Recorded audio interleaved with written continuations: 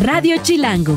Hablábamos ayer de las 66 personas aspirantes a presidir la Comisión Nacional de los Derechos Humanos. Solo 34 han cumplido hasta este momento con toda la documentación. Entiendo que hay todavía un periodo para subsanar estos documentos que faltan. Y estamos con una de las personas que resaltan en esta lista y que a mí me llamó mucho la atención, Tania Ramírez, directora ejecutiva de Redim y aspirante justamente a ser la titular de la Comisión Nacional de los Derechos Humanos. Tania, qué gusto saludarte, qué gusto verte en cabina. ¿Cómo estás? Estoy muy contenta de estar acá. Siempre es un gusto platicar con ustedes, pero estar acá está buenísimo también. Sí, bienvenida siempre. Y bueno, déjame empezar preguntándote, digamos, por un diagnóstico, ¿no? Hay que empezar siempre por un diagnóstico. ¿Cómo ha estado la Comisión Nacional de los Derechos Humanos en el último tiempo? ¿Qué aciertos ha habido? Si es que ha habido alguno, ¿qué errores ha habido también? ¿Cómo estamos, pues? Sí, esta valoración es importante y también desde otras voces de la sociedad civil. En días pasados el Centro PRO, por ejemplo, hizo público una evaluación. Creo que como todas las gestiones, pues hay claroscuros, ¿no? O sea, ha habido cosas muy importantes que se han hecho hasta ahora, un número de recomendaciones también importante, parece que puntera respecto de otras gestiones. Pero qué duda cabe que pues la institución un poco a la ciudadanía nos quedó a deber en algunos asuntos muy importantes, ¿no? Que han sucedido en los últimos años. Quizá destacar, y el auditorio lo recordará, pues temas que tienen que ver con espionaje por Pegasus, ¿sí?, en contra de defensores de derechos humanos, la tensión que implica la relación de fuerzas armadas, fuerzas militares con la seguridad pública. O sea, está todo por construirse, la verdad, ¿no? Y un poco como yo lo veo es que México acaba de empezar un ciclo único con una oportunidad única en la que tenemos que tomar esas oportunidades que se abren para que esa institución que lo tiene todo para funcionar y para dar el ancho frente a los desafíos enormes también que vive el país, pues lo haga, ¿no? Tania, a ver, tú tienes un amplio trabajo en derechos humanos, pero en los últimos años has estado enfocado, y hemos platicado en este espacio muchas veces, a infancias, a juventudes. La Comisión Nacional de los Derechos Humanos, ¿cómo debería abordar el tema? Yo siento, y ahora estaba pensando en recomendaciones relacionadas con infancias, y me acuerdo de muy poquitas, la verdad, algunas migrantes, si no mal recuerdo, pero no tengo, digamos, referencias claras de cómo ha trabajado la Comisión Nacional de los Derechos Humanos con las infancias y juventudes. ¿Qué habría que meterle ahí? Sí, hay un área incluso dedicada a ello, muy enfocados, por ejemplo, a la creación de materiales, a difundir materiales lúdicos con niños y niñas, pero creo que pasa también lo que pasa con otras muchas instituciones, que es que pues el adultocentrismo como forma de entender el mundo, que es una enfermedad crónica en nuestra sociedad, pues les pasa, ¿no? Y pasa factura. Pero, insisto, creo que tiene que ver con una poca capacidad a veces que tenemos todas las personas y muchas en el servicio público de recordar que niñez y adolescencia son la tercera parte de la población, ¿no? Entonces quizá... Eso es una locura. Ese dato que siempre haces es una locura. Es tremendo, ¿no? Entonces quizá no solo tener un programa y determinados materiales, etcétera, sino poder observar de mejor manera cómo en todas las recomendaciones, te diría más, Luciana, en todas las recomendaciones se tendría que ver cuál es la afectación a niñez y adolescencia que habría que observar, que habría que reparar, etcétera. O sea,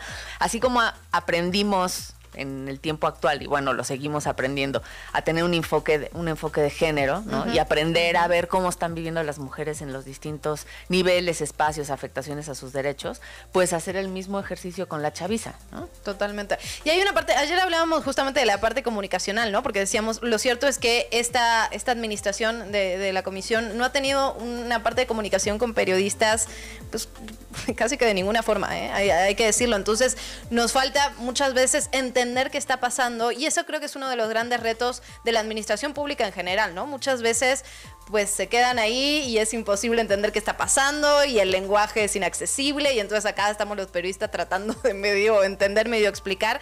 ¿Cómo hay que hacer para entrarle al tema de comunicación cuando hablamos de estas instituciones? Qué bueno que me lo dices para que en caso de estar yo mi carta a Santa Claus en la titularidad. No, pues es que es importantísimo, porque miren, es cierto que México pasó hace ya varios años a vivir en el paradigma de los derechos humanos, pero también es cierto que no hemos terminado de comunicar masiva, clara, social y popularmente de qué se tratan los derechos humanos, con qué se comen, a dónde voy, qué puerta toco.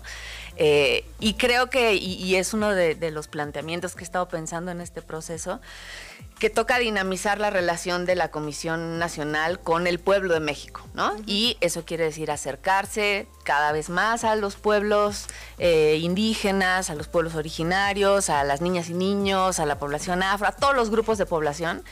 Pero qué duda cabe que los medios también son una forma de acercamiento con esa población, ¿no? Entonces, dinamizar esa relación pasa también por quizá tener mucha mayor apertura a la comunicación, dejarse preguntar, dejarse mirar con total transparencia.